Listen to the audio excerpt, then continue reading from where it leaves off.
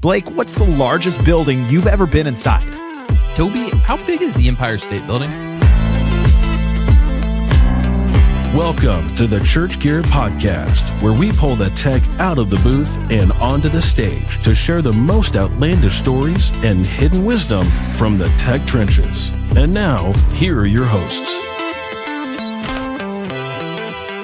I'm your host, Blake Hodges, a man who is still recovering from being at the top of the Empire State Building in 5th grade, and I'm here with my co-host who just got back from skydiving off the top of the Empire State Building, Toby Walters. I don't think you skydive. It's called base jumping, right? That's how little I know about it. Okay, so people do jump off the top of skyscrapers and kind of parachute, but they call it base jumping because you're jumping off a base. You're not jumping from the sky. You're not diving from the sky. I want to see a YouTube video of this, and also I don't. Oh, you can find tons of them. Like, it's a pretty common thing. I mean, finding it's not the problem. I'm afraid of passing out when I see it. Yeah, I've been on top of the Empire State Building as well. That's a fun experience. Did that freak you out? Toby, I was like gripping and like praying so hard. Well, you and I went to the top of the Hancock Center in Chicago, where we sat and we had our cocktails at the... Well, yeah, that was a lot easier. 5th grade Blake didn't have a cocktail. My flask got abducted at the beginning of the, the building. And I have no idea like how big the Empire State Building is. I'm sure you could Google how many square feet. But I was visiting churches just this week. I just got back from a trip and I did kind of a southern loop. And I went to Memphis and then down like Hattiesburg, Pensacola, back up to Birmingham, and then back up to Nashville. But the two churches I started out at in Memphis, both of them have auditoriums over 5,000 seats. Like, these are massive auditoriums. That's a big auditorium. Yeah. And there's honestly, there's only a handful in the country that seat over 5,000. So it's really cool to see these rooms and how they kind of trying to fill them with production. And one of the funniest parts was, so I went to Bellevue Baptist in Memphis, and they had, I think it was a couple years ago, they had replaced all their house lights, like their old par lights, with LEDs. And they said their facilities team came to them and said, oh my gosh, this week was the first time we've ever turned on the heater in this building, like in the auditorium. For real? For real. Their house lights, there's so many of them in that space, they never needed a heater. Like, they'd still have to run the air conditioning in the winter because those generated so much heat. So when people were like, hey, you can save money on this LED upgrade, they didn't realize they were going to have to spend money on heating the room.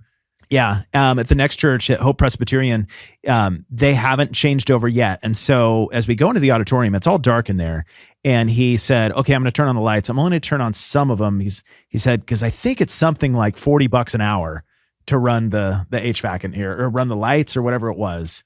I was like, okay, so conservation is very important in this room. That's intense. Yeah. And so I know, we've talked about it a lot. Like, that's almost as much as you pay me to run my mouth an hour.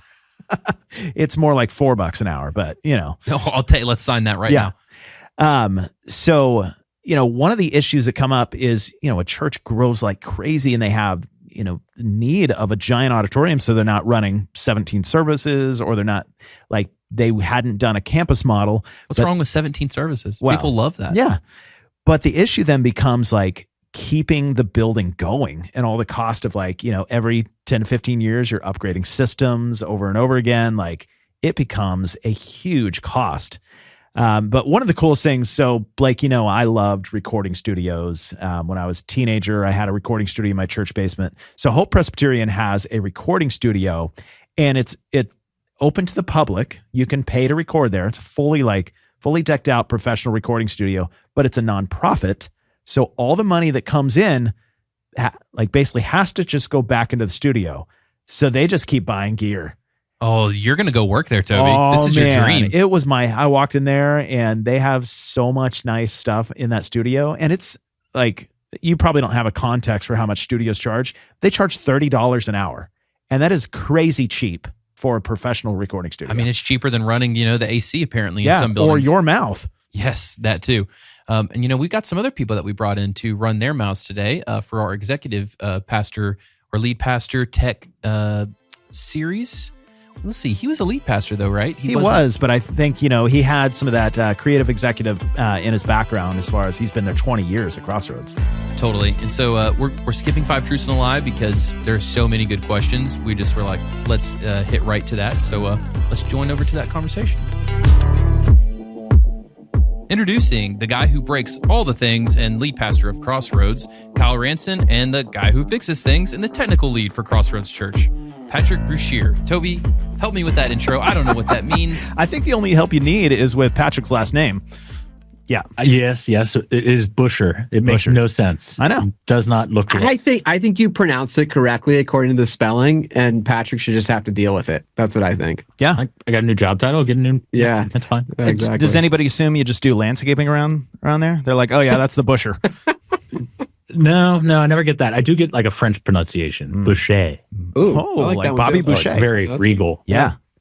Okay, guys. very good. So right off the bat, we were talking about, I'll call them mega auditoriums, just these, massive churches that are seating over 5,000. And, there was a time and place for these auditoriums, but not all these churches that have these gigantic auditoriums are still having a easy time filling them. What's your guys' biggest seating venue? 3,500. Okay. And Yep. you've Patrick, I'm sure you have opinions as a production guy. Like, is there a sweet spot for churches that are just massive?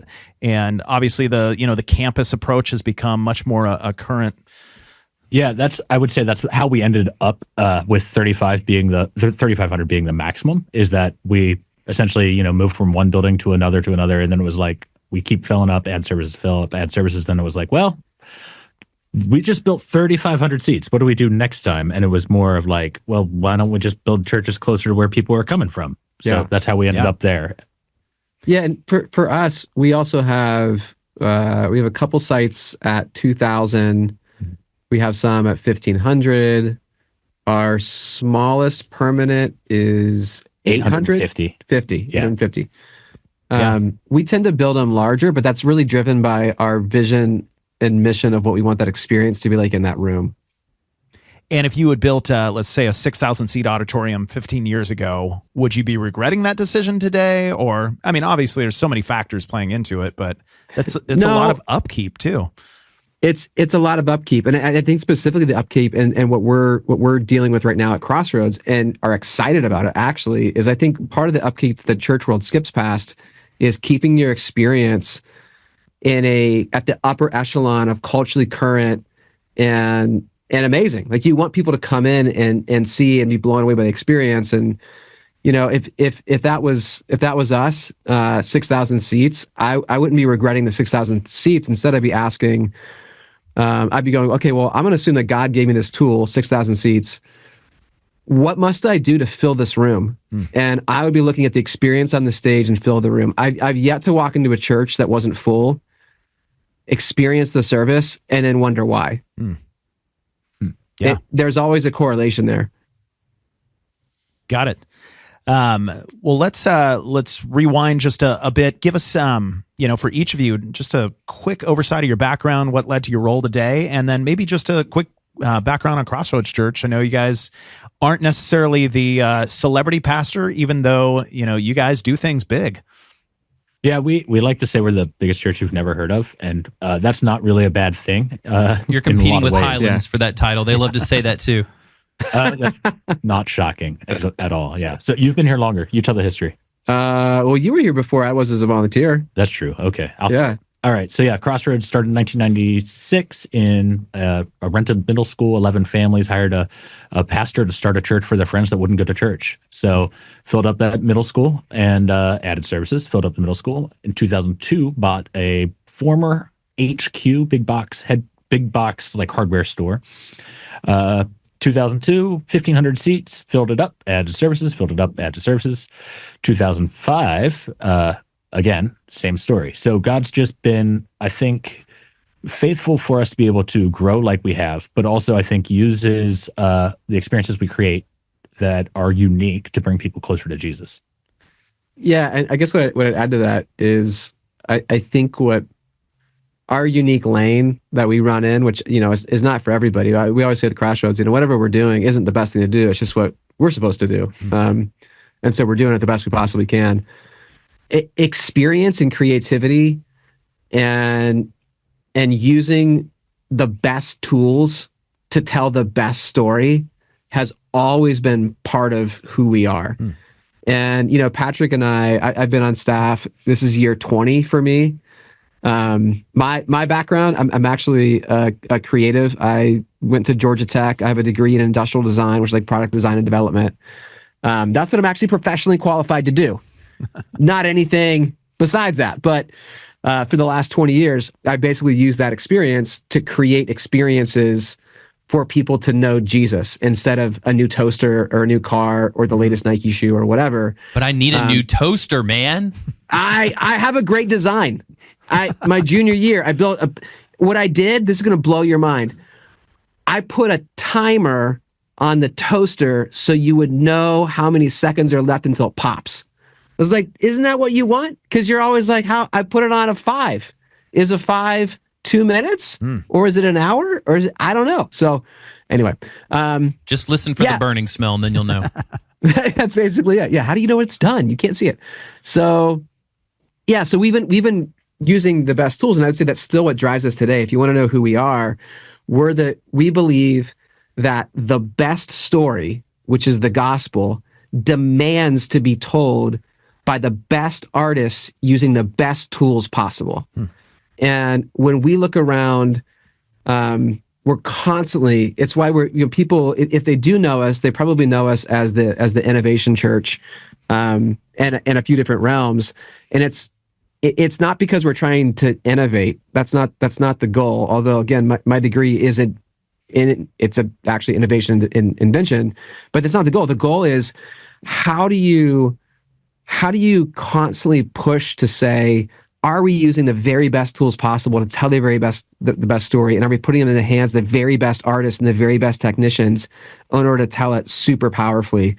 And sometimes that means we're out in front, and sometimes we make mistakes and we end up going backwards and we have experience that fail. But that's who we are and yeah, and what we're aiming for. So talk to me a little bit about the theology of production specifically at Crossroads. You know, you're trying to balance tithe dollars with also this kind of mission that you feel like you're on to tell the best story with the best tools. You know, when you guys are talking about, let's just say, a new $100,000 console, what are those conversations about justifying the spending versus what we're aiming to achieve with this tool? Yes. Well, and this is where, I'd love you to start. I can fill in some of the theology, but it's one of the things. Patrick and I have worked together again for pretty much 2 decades. And I wholeheartedly trust Patrick. He spent more money has flown through him than anybody else in our history. And I wholeheartedly trust him because of his level of discernment and stewardship of each and every dollar. I mean, sometimes he'll come to me with stuff and I'm like, why are you, I don't care just do the thing you think is right. But he so wants to spend and make sure that we're never being wasteful. We don't want to do anything for vanity's sake. We don't want to do anything just because we can. That's not the heart and that's not the attitude. Like you said, every dollar that gets entrusted to us is a dollar somebody gave in faith to God and is trusting us to make good decisions with it. So you do that amazingly well. That is that's the lens in which I view everything we do, which is like, if I only had to use my tithe dollars for this, is this a good thing? Would I feel proud to know that my tithe dollars were the thing that bought I don't make enough to buy a $100,000 console with my tithe dollars, but you know what I mean? So, but that's the lens in which I look. And yeah, I know that there's a ton of trust, but also everything, I always try to think through, how is this going to impact we're what do we call irreverent? What is it? Aggressively irreverent? Yeah, sure. Yeah. So okay, how does this impact butts and seats? Mm-hmm. It's not about how does it make my job easier? What looks better on a social media post? No, it's how is the experience for the people that are about to walk through this going to be different because of this? So we actually were just in a construction project not too long ago, and we were talking through some conversations around either growing the project or value engineering the project in other ways to be able to create better experiences. And that's exactly how I walked down my list, is here are the things that we can add and subtract. Here's how this changes it. And here's the impact of the project, or in the future, what it would take more if we had to do that later versus now during construction. Yeah. So, yeah.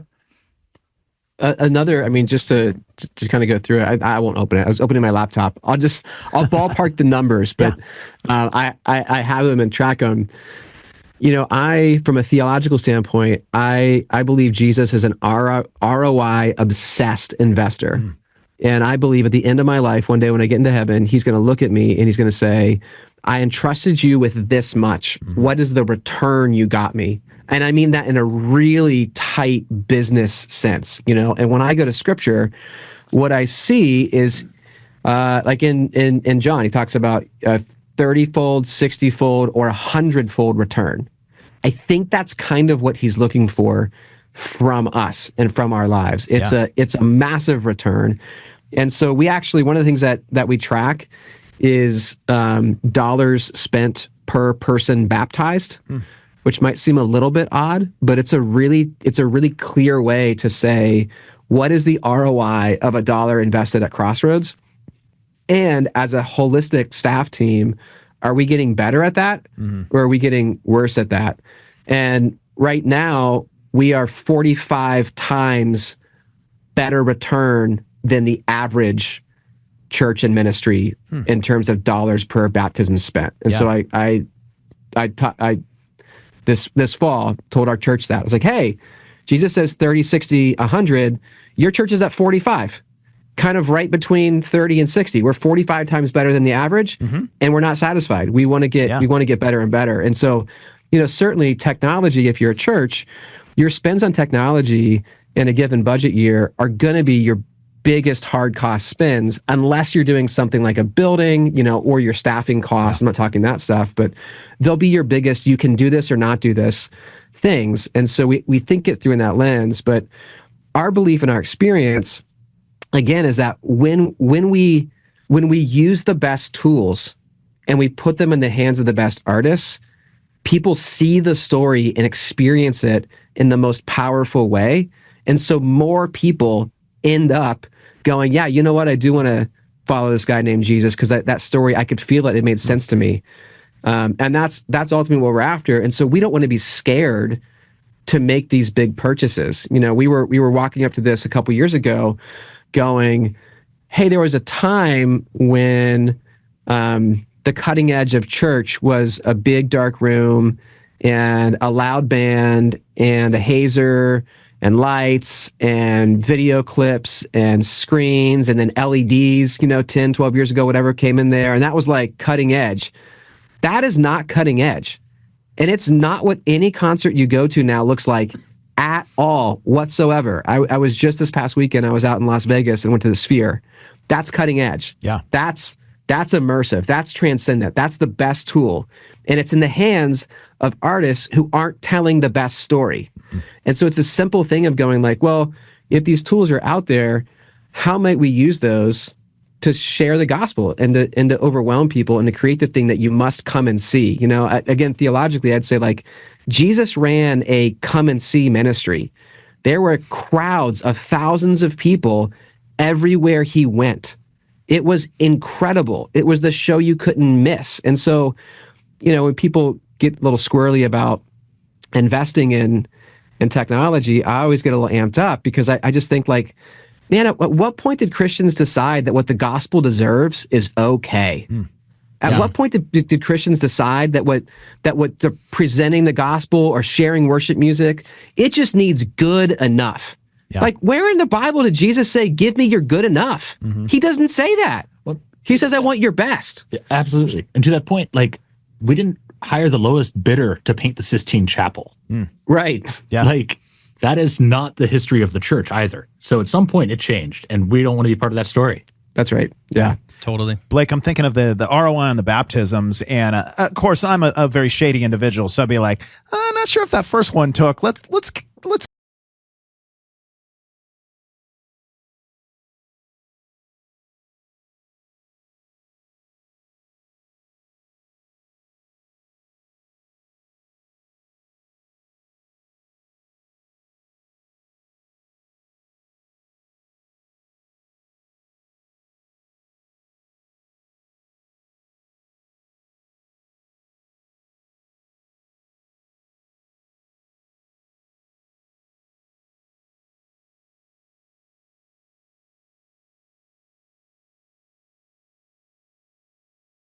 serving here in 2003. No, I started attending in 2003, serving in 2004.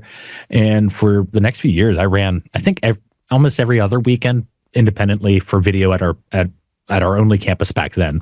And in 2008, we were opening our first campus outside of our original one. And that's when I finally agreed to finally come on staff. Yeah. So yeah, 2008, we opened up our first site, and we've got the outside of this one. And we have the 3-screen teaching. Everybody knows the North Point model, and we're like, that's going to work. So we do that. So we've got like these screens on the side and this giant screen in the center. The screens on the side and the center have the same projector, but the screens on the side are only about like half as big, which just means like need only a quarter as much light. So, but they had the same projector. So it was like, I don't know, probably first month was like, I had to get a demo of, back then it would be I think it was $80,000 projector, yeah. which, Oh, wow. was almost as much as I paid for my first house. We And still so I'm have like, some of those. They're a little, I think they're I've a sold little you cheaper some. from church gear now. They're like $300 now. It's crazy. Yeah. But I had to get a demo of it. And so I brought out the executive pastor, I think it was just the executive pastor out, and said, hey, here's why we should invest in this, because the experience for the people in the seat is vastly different between these two. And we did an A/B comparison. And he was like, you're right. Great. Let's do it. I'm like, that was like super stressful because, I've been here about 2 weeks and I've already spent well over my salary at that point, probably multiples of my salary. But he agreed, and he said, you were right. And ever since then, I've just continued to say, hey, here's the thing I think we need to create the better experience. And, and of course I shop it out to multiple companies and stuff like that to make sure I'm being a good steward.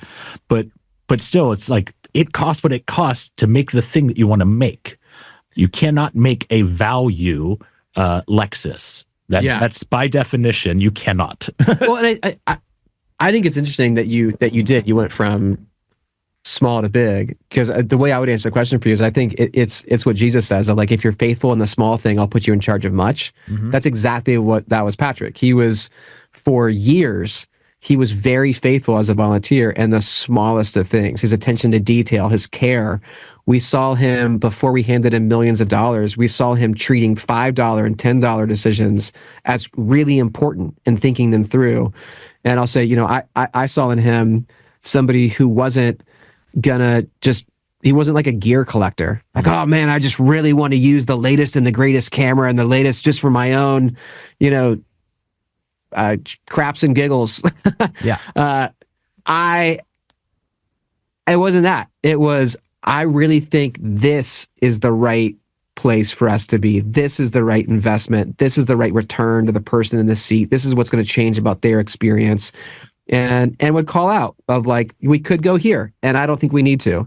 And that creates an immense level of trust. I know, in the lead pastor circles, a lot of times the lead technicians have this reputation, or this suspicion that I see in other lead pastors about their technician teams, and the technical lead is like, oh man, they just want the latest and the greatest. And I'll get asked that a lot. Hey, they want to buy this camera. Like, do we really need this camera? Do we really need it? I think they just want a new toy. And, I'm not putting the blame on anybody there. I'm just saying that's an interesting dynamic. And I think as a technical lead in a church staff, part of your job and how you can serve and exemplify your faithful stewardship is by being really intentional with your leaders about talking them through your decision really quickly. Hey, here's an A, B, and C. And that's kind of what Patrick does. Here's A, B, and C. Here's cheapest. Here's most expensive. Here's a middle. Here's what we get for each. Here's where I think we should land. And it's your choice. Yeah. And that level of transparency just builds trust over time to now, he brings me decisions and I'm like, yeah, whatever you think. Yeah. Patrick, have you had to like almost learn pastor speak as you're giving those three options? Because I know you could say, okay, here's the Digico 338 and it has blah, blah, blah, blah, blah. And like Kyle's just, going to keel over dead because he doesn't care anymore. How do you give the three options and enough details to clarify the message, but not so many that you've lost your pastor? So I don't know if I would say a model number to Kyle. It's not helpful. Model numbers are not in pastorese. So like So like I go to Kyle and I say, hey, in order to do the thing that you have vision for, these are the tools that we need to change the tools we're using. And here are the ways I could go about doing that. And again, it's going to be conversations of good, better, best. It's going to be a conversation of good, cheap, fast, pick two. Like it depends on your time, or it depends on your what our budget is, or how long do we want it to last? Is this just not disposable? 338 is not disposable. Don't hear me say that. but there are some things that are like, do you need it to last for more than a weekend? Because one of the things, as Kyle was talking earlier, I was thinking about was, if anything, I'm frugal to a fault, and I have to be encouraged to make decisions to expand our capabilities in ministry according to the vision. Because honestly, there is nothing wrong with the audio console that we purchased 10 years ago. It is still modern today in some ways. Yeah. Now, are there new shiny ones? Absolutely. Does it still do the job we need it to do? Yes. So there's no reason to replace it until it becomes unreliable. Right. Frugal to a Fault, a new podcast by Toby and Patrick. Yes. Yeah, you really are. To that, Patrick never tells me brand names, never tells me model numbers. Doesn't if you confuse, you lose. That's the number one thing you learn in communication. Donald Miller, baby. And the way, as a lead pastor, my entire job is clarity. That's when I win as a communicator. That's when I win as a leader. I create clarity. And I think for folks who aren't used to that as part of their job, when you walk in and you have to pitch a suite of products or decisions or technology pieces, you go to things that are meaningful to you, the name of the brand, the model number, the whatever, and it's just confusing and no one's going to remember it. And so what Patrick does, I think this was just 2 weeks ago, he came to me and he's like, hey, in our Columbus, Ohio location, we need to make this change to our audio system. I see two broad options. Option A is cheaper. It will get the job done. It's $15,000 or something like that. And it gets us through what we need to get through. It's a short-term solution. There's option B is $30,000. It adds these features, which aren't necessary. But if we have a long-range vision for this room to be used in these ways for these people, it might be one you want to consider. Yeah. And that arms me with the information I need to make a decision, because I'm always thinking, how does it, like Patrick said, how does it impact the person in the seat? Because that's the ROI that I'm looking for, is impact on the person. And I don't need to know the brand. I don't need to know the model number. I don't need to know the history of our old system and just give me the information to make that decision. Yeah. You do that exceptionally well. Kyle, what are some pet peeves? It doesn't have to just be production, but any ministry comes to you with an ask. What are some of your pet peeves? You're like, I just can't stand it when people approach me in this way with, ministry asks. That's a good question. Good pronunciation too on the asks. Yes. Ministry asks. When they can't tell me the end result on the person,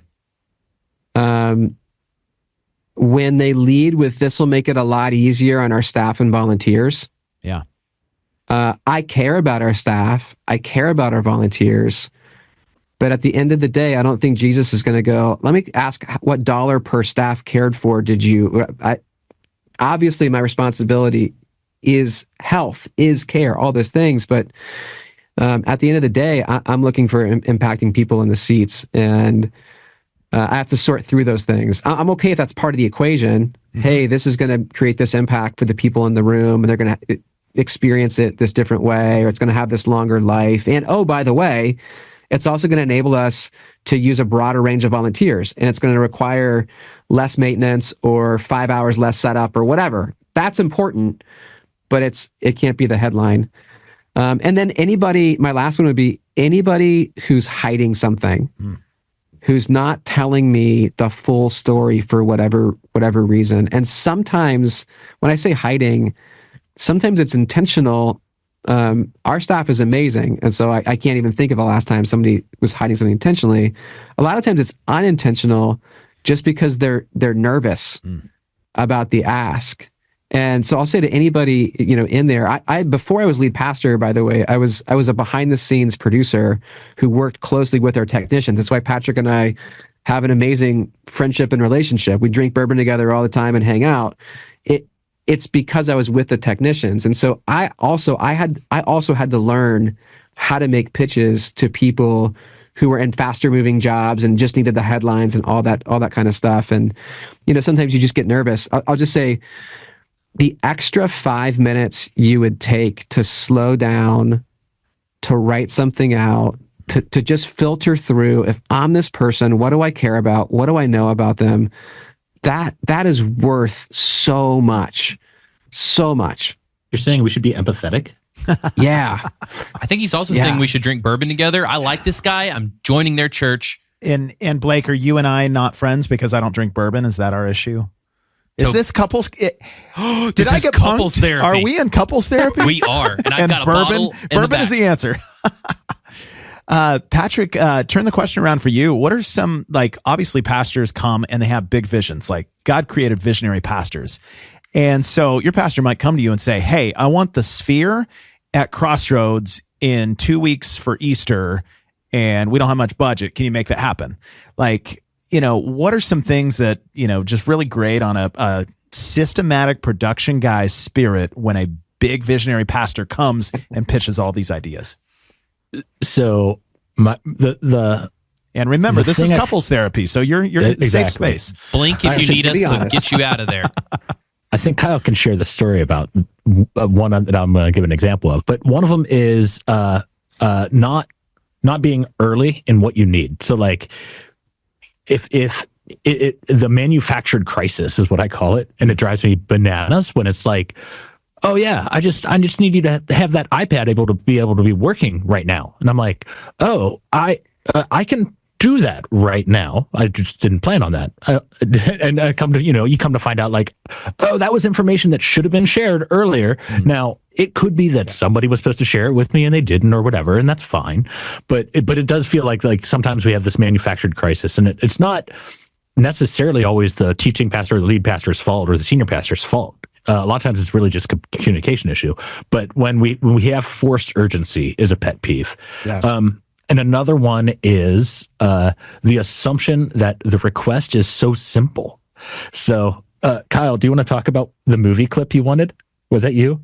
What was that? It was somebody wanted a movie. Oh, this was years ago. Yes. Yeah. Okay. So this is also, man, like I said, I was a behind the scenes person for a very long time, about a decade, and I was our lead producer and lead creative director, and so. I dealt with the guy asking for the things last minute. And then when I became sort of team leader, I would do that too. This one Sunday, 12, 15 years ago, probably, I wanted a montage of movie clips. And it was something like, explosions and people walking away. I think that was hot at the time or so, whatever. And I went to the team. Patrick was on. I was like, hey, make this thing. It's Thursday. Make it for Sunday. It can't be that hard. And they were like, it's that hard. And this thought came to my brain is like, it can't. Okay, fine. I'll do it. Let me just try to do it. Let me see how hard it is. So I went out and I found all the movie clips and time-stamped them and at ripped DVDs. I mean, this is it was all on YouTube or whatever. Yeah. And I don't know, at about 2 a.m. that night, I was like, it turns out they're totally right. This is not easy. It takes a long time. So, if you're having those issues, I've been in that seat of, man, that's a really high bar. You want the sphere for Easter in 2 weeks. I always tell folks the best way forward is to get yourself out of yes, no land. Don't think about it as a yes, no. Instead, give me the honest how might we answer, and that's one of our big culture things on our staff is we don't do yes no, it's how might we, and the how might we might be so ridiculous. I say no. Yeah. So we could have the sphere on Easter. I found a company. They have the thing. I talked to this guy. Ballpark estimate for $750,000. We can totally have that. For a day. And so if you also want to have services on Saturday, it's going to be $1.5 million, but we can totally do it. That's a different conversation. Mm-hmm. And it's more effective. I think some of what another kind of insight I think into a lot of leaders are challengers. I certainly am. The Enneagram says that I'm an 8, which is a challenger. My man. Right? Shut up, Blake. Let's go. Yeah. And when you say no, even if we love you and trust you, our instincts take over and we want to challenge you. So starting with no, we can't do that, you will always get pushback. Instead, you have to go, yeah, okay, that's challenging. Let me think about how we might do that. Let me go see how we could think about that. And then you go away and you come back with like, okay, here's how we might get close. Here's what we might do. I don't know if you want to do these. Here's the options. Yeah. One of the things I tell people is you have to be slow to your yes. Like a great answer is let me get back to you. Because you need to think through all the pieces, and it might be a bigger ask than what you're being asked. Like it might sound simple, and you have to be like, okay, what are the implications for that? What are the implications for the other sites? How would that work online? Let me get back to you and make sure that we can execute that well for all of the audiences that we care about. Yeah. So it's like I'm slow to a yes, I'm fast to a let me get back to you. Yep. Yeah. And if I say no, I think for the most part, there's enough trust that if I say no, even you sometimes will challenge me and explain why. And I'll happily articulate all of that. And we can have that conversation, and maybe you can, you're in charge. You can tell me I'm wrong and do it anyway. And if I fail, when I fail, probably I fail a lot. Yeah. No, you don't. Well, you also, I mean, I trust you to think it through, and I trust you to go, like, if there's a way to do it, I know that you'll tell me how we might be able to do it. And again, as a leader, the more you can inform me of the cost, don't hide the cost of it from your leader. The more you're empowering me to make the decision that I'm going to be thankful that I made a month from now when it comes to all of the things that are important to me, the audience having an amazing experience, the health of my budget, the health of my team, the ability to invest in other projects besides the one that's right in front of us, all those things. Yeah. I'm an Enneagram 7, so I've been, bored most of the time and looking forward to my next 3 events that I'm doing. No, I'm just joking. But, Kyle, do you ever struggle with, you throw out a wild idea like, hey, maybe we could do the sphere on Easter. Can we make that happen? And then, your production team freaks out and they go back to their drawing board and they're like, okay, how might we? And they get all deep, and then they bring you a presentation, and then you're like, oh, guys, like, I don't want to do that anymore. I'm like 3 ideas later. Do you ever struggle like not pulling the trigger too fast with giving out your big visionary ideas? Patrick can check me on this in case I'm off and don't see the plank in my own eye. I don't do that because I came from production and creative leadership. I have more of an insight into what the work requires and what excellence takes than probably most lead pastors who didn't come out of that. I like to think early. Like what I press our team on is for earlier creative engagement with my teaching. So it's like, hey, I want as early as possible, how can we all get in the same room and start cooking the same meal together so that we have time to make something amazing? And let's keep the cars connected the entire time so that as it naturally shifts, which that's what the creative process is. You have an idea and you refine it and you make it better. You turn your thumbnail sketch into a full draft sketch. You turn that into a CAD model. You turn the CAD model into a 3-dimensional, you print it out. There's a process to it.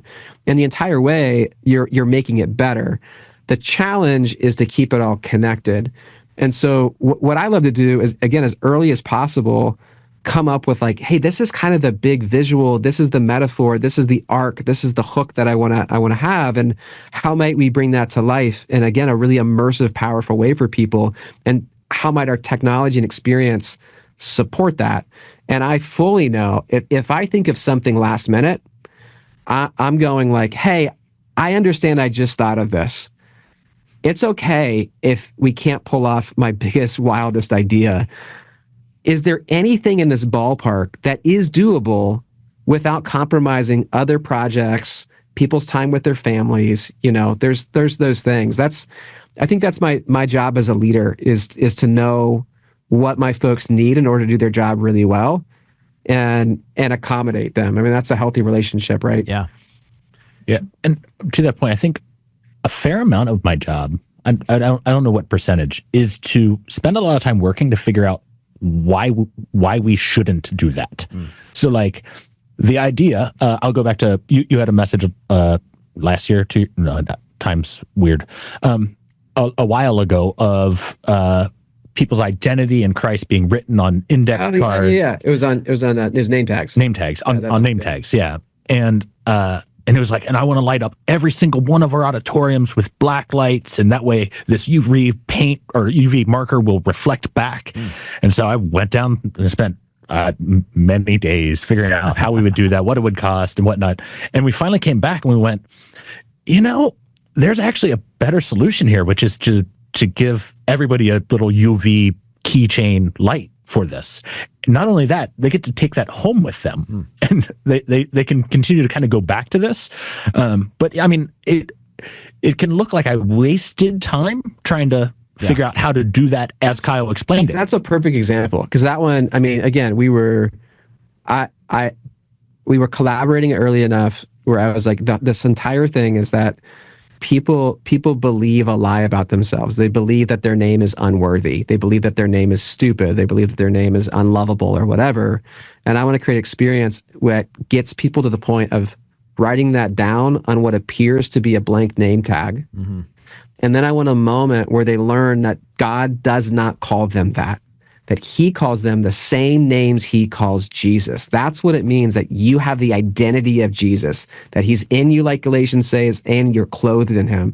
And so we had our team pray over these name tags and write an invisible UV marker, like, hey, whoever gets this one, the name worthy should be the name love should be the name, beautiful, courageous, fearless, whatever. And then just prayed over and they go to the right people. And so we had this idea as a team, and that was it. It was like my execution would be the black lights, UV lights, and in the ceiling come on. And Patrick had enough time to go back, and I remember coming back like, we could do it. It's $80,000 per site or something crazy. Yeah. Or for $2,000, we can buy a bunch of these and people get to have it as a memento for the rest of their lives, the name tag with the thing and the light. And I was like, that's so much better. Yep. And we were far enough out that, we had plenty of time to order them and get them in and get them sent to all the sites in the right way and all that. He's a miracle worker, that guy. Guys, I wanted to ask you about integrators. I know you work with HouseRight. You've worked with other organizations. When you guys are so forward thinking with production and you want the best tools for the best story, how important is it to have just that really trusted relationship? And also, who makes that decision who you're going with? Because there's been some shady stuff that's happened in church world on those decisions.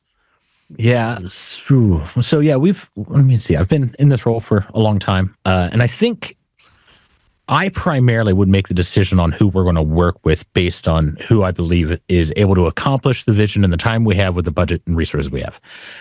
At the same time, that's not to say that there hasn't been moments of problem in that, where maybe an integrator has not delivered as we imagined, and sometimes there's just hard conversation, and maybe there's just things that change throughout the course of relationships. There's lots of mergers and acquisitions out there, which kind of changes some things for companies. But yeah, I think the decision probably comes through me, but also without, but not lacking any counsel. So at the same time, like there's guys on my team that are like, man, it's taken really long for them to fix that, and I'm like, but they're not fixing it. They are sending it into the manufacturer for a warranty repair. So we're frustrated with the manufacturer. Let's not take it out on the integrator. So, yeah. Mm-hmm.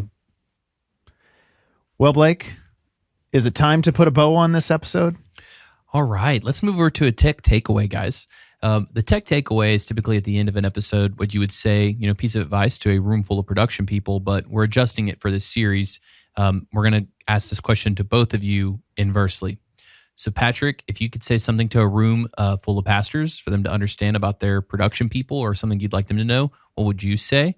And then, oh gosh, now Kyle. I was not wanting Ryan. to call him Rob that time. Rob. Kyle. Stick with Ryan. You can call me Ryan. Ryan, Rob, Kyle.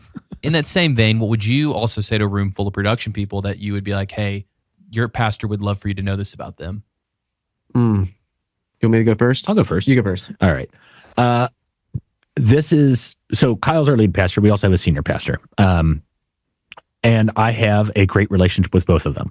Kyle happens to be also one of my closest friends. So I'm going to speak to the senior pastor side because I feel like That's probably good. I can't tell a room text like, hey, you should just go be really good friends with your senior pastor. I will say, though, when we've interviewed people, some of the biggest churches in the nation, two things: the tech and the pastor are tight, and the pastor worked in tech at some point. So y'all are proving that Really? true. Yes. Well, Fascinating. that's actually the point I'm trying to make is I don't have frequent bourbons with our senior pastor, but he and I have a very good relationship, and it's all built on trust. And it's because we know each other. We know kind of how we tick.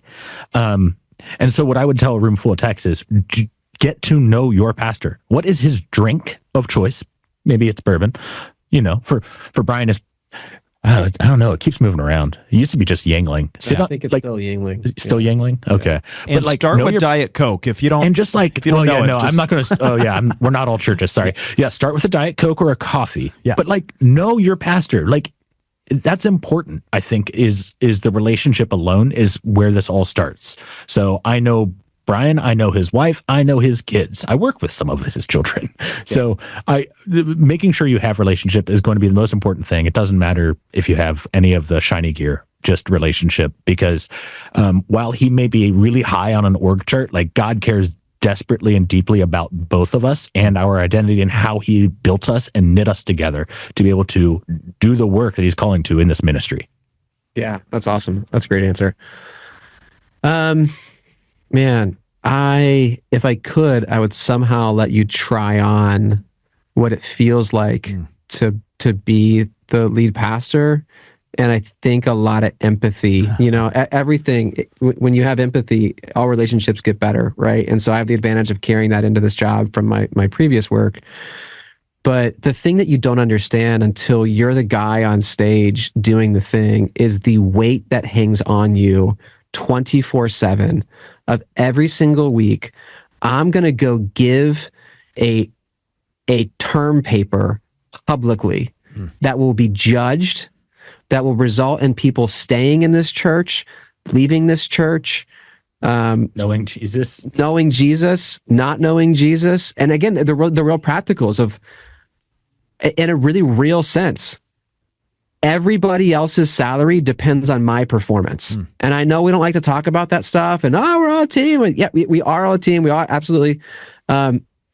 If I do a bad job, everything tanks. And again, I know, yes, Jesus is in charge of the church and all those things. I'm not saying he's not. There's just a weight to it. And the reason I bring that up is to say, your pastor, if he's late or comes up with something at the end, he is not being bad, dumb, or lazy. He's not, or she's not. What is happening is they bear a weight, and they're doing their absolute best to keep their head above water. And what I love and appreciate from our team is not the I wish if you just thought of this 3 weeks ago, we could have made it amazing. Yeah. And some days that's true. I get that. But what I love is a check-in. Hey, in 3 weeks, you're talking about blah, blah, blah. Have you ever thought about doing this or that? Or just a little, that's a help. It's how might you come under your pastor and support them in carrying that weight? I think if you assume the worst, you're going to fracture that relationship. I give our staff cards. One side says trust, and one side says suspicion. And the point of it comes from an old Andy Stanley thing. Yeah, it's on my Patrick on my badge pulled too. his card out. There you go. That's mine. And it's this idea that in any relationship, there's going to be a gap of understanding. I'm just not going to know what you're really thinking, what you're really doing, why you made that decision. It's just impossible. Even in marriage, there's a gap, right? The closest relationships. And so certainly in a work environment, there's going to be a gap. And you have to choose what you stick in the gap. And you can either stick suspicion in that gap. They're bad, dumb, lazy. They don't care about me. They don't care about my timelines. They don't honor my volunteers. They don't care about my family, whatever. Or you can insert trust and you can say, actually, I'm going to choose to believe they do trust me. They do value me. And there's something else happening here. And if I still have questions, then I can go and say like, hey, help me understand. How might I help you more? How can we do this differently? That's what it comes down to. Yeah. That's good stuff, Blake. Yeah, both of those pieces of advice are really wise because we've heard similar versions of them. So anytime I hear something over and over again, I go, that's probably really true. Yeah. There you go. Well, if our listeners want a little more Crossroads or to, see online what you guys are doing, where do they find you guys? We are at crossroads.net. Also on YouTube and anywhere else you download your podcasts. Yeah. I don't know. What would they say? Sure. All the socials. All the socials. Usually abbreviated either crossroads.net or CRS, Crossroads. Yeah, we also, if you're interested in sort of maybe more leading edge stuff, we have an app that we're pretty excited about, custom app we've been working on and making better and better for about 10 years. So you can download it. It's called the Crossroads Anywhere app, totally free. If you're curious about app and technology, I know I'm completely biased. I think it's the best church app in the world. And I didn't build it, so I get to say that. Yeah, there you go. And on that app, can we sign up for the next bourbon hang, or do we need to do that a different way? Yeah, you got to text us for that. Yeah, I'm pretty certain we could figure out a way if we wanted to, but Toby could. Yeah. I'll let Toby. Yeah. I'm I don't invited. know about you, Blake. I know. It's sketchy. Sketchy over there, Blake. If I'm not invited, Toby won't know what bourbon to bring. Well, guys, we really appreciate y'all joining us and taking the time for this series so that techs and pastors can understand each other better. We really appreciate it. Yeah, Thank you. Thanks, guys. Take care. Bye. Thanks for hanging out with us. We hope to see you back next week for more absurd stories, tech takeaways, and overall buffoonery here at the Church Gear Studios. All right, Blake. So we were in couples therapy apparently today. You and I, I've been and begging then you to go. And then Kyle and Patrick. Do you feel like either one of us are a stronger couple as a result? I think they came into it very strong. I think we came into it very weak, and by the end of it, we pulled them down to our level. Now, I don't enjoy just drinking bourbon, but I did discover that if I put a little in hot chocolate, I like that. Okay. All right. Yeah. Well, then maybe we can do that and make our relationship a little better. You know what we could also do while we were sipping that bourbon and hot chocolate? Are we in the hot tub while we're doing that? Yes. And Okay. we're on our phones because phones are waterproof now. Yes. And we're sending this episode to a friend and saying, hey, you and your pastor should listen to this episode and talk about it. And also, I think it's a really good idea. Don't do it passive aggressively, but share it with your pastor and say like, hey, this is a really interesting conversation. I'd love to just build our trust in our relationship. And if you're up for listening to this, I'd love to share it with you. Yeah, it's a good conversation starter, podcast, hot chocolates with bourbon, same thing. Yeah, just, get in the hot tub with your pastor. That's the secret.